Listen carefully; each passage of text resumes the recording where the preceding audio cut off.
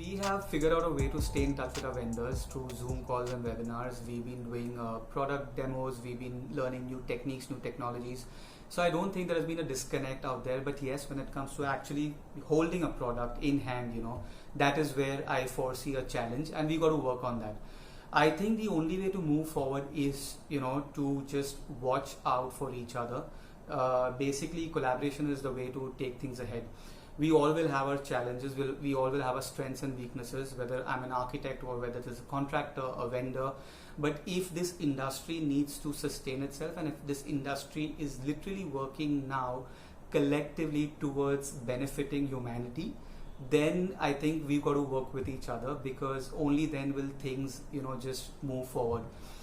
Vendors are going to now not be welcome to come into offices and do presentations the way they used to, because every design and architect's office is going to try and restrict the number of outside people they get exposures to. But using the medium of technology and webinars, I think it's not going to take an impact. I think what's important is when vendors give interior designers samples, I think it's really important to have them sanitize it, show us somehow that we're not in jeopardy when we see new products. So I think the first initial step would be to shortlist the samples we'd like to see online, and then see the physical samples.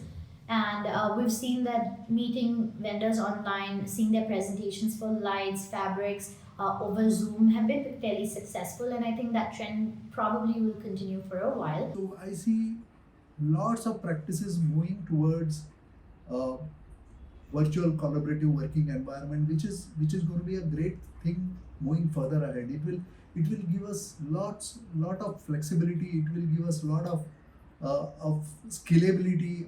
That's what I feel about it in terms of enhancing the practices. And even the vendors will have to, I think so, be away from the offices. They will have to make virtual presentation at least till the end of the year 2020. Vendors don't need to risk making personal visits to architects and designers. They can send in e-catalogs and demo videos of the latest products and courier samples when required. I do think people are hesitant about obviously meeting or coming to stores. So we've equipped ourselves with a lot of interesting tools. I think one is that we'll soon be adding augmented reality to our app, so you can actually visualize the product at your home.